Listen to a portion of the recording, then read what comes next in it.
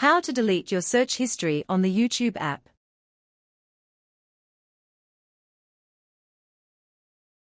First, open the YouTube app on your phone. At the bottom right corner, tap your profile icon. Next, tap the settings gear icon in the top right corner. Now, scroll down until you find the option that says Your Data in YouTube. Go ahead and tap on it.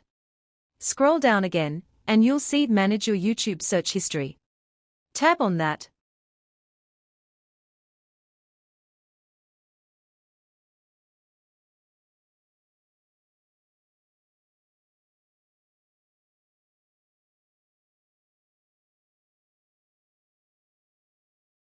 Here, you'll find the Delete option.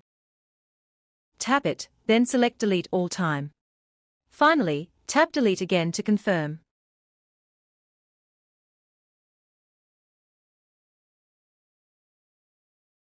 And that's it.